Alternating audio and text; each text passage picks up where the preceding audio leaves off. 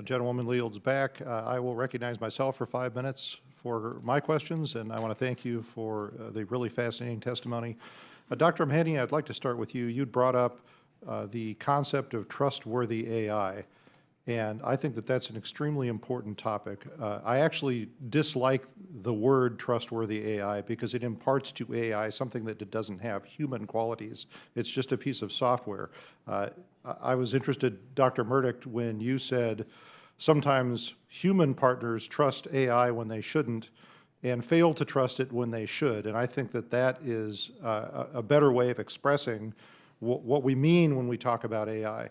But this is an important conversation to have because we, in Congress, as we contemplate establishing a regulatory framework for AI, we need to be explicit when we say we want it to be trustworthy. You know, we can talk about efficacy or robustness or repeatability, but we need to be very specific when we talk about what we mean by trustworthy. It's not helpful to use evocative terms like, well, AI has to share its values, which is something that's in the framework of other countries' approach to AI. Well, that's great. You know, values, that's a human term. What does that mean for AI to have values? So the question for you, Doctor, is what do we mean when we say trustworthy AI? And, you know, in what context should us as lawmakers think about AI as trustworthy?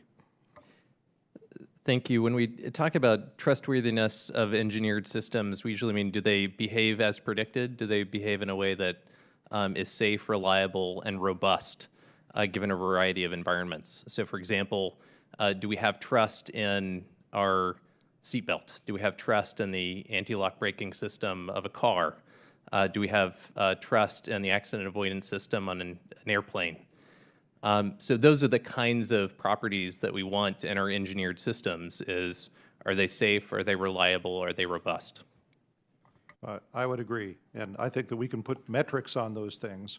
I just don't think that calling AI trustworthy is helpful because we're already having this perceptual problem that people are thinking of it in an anthropomorphic way, and it isn't. It is just software. And, you know, we could talk about the intent when we deploy it. We can talk about the intent when we create it of us as humans. But to impart those qualities to the software, I think, is misleading to people.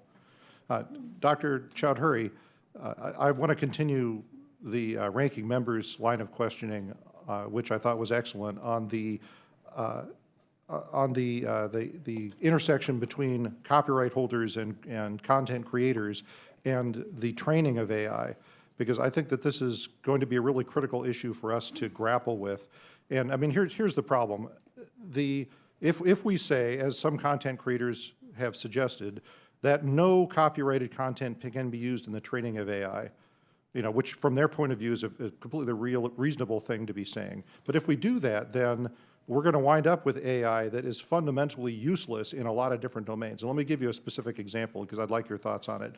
I mean, one trademarked term is Super Bowl, right? The NFL would not like someone using the word Super Bowl in a commercial sense. If you own a bar, you have to talk about, you know, the party to watch the big game, nudge, nudge, wink, wink, right? Which is, from their point of view, completely reasonable. But if you prohibited the use of the word Super Bowl in training AI, you'd come up with a large language model that if you said, what time is the Super Bowl? It would have no idea what you were talking about. You know, it would lack the context to be able to answer questions like that. So how do we navigate that space?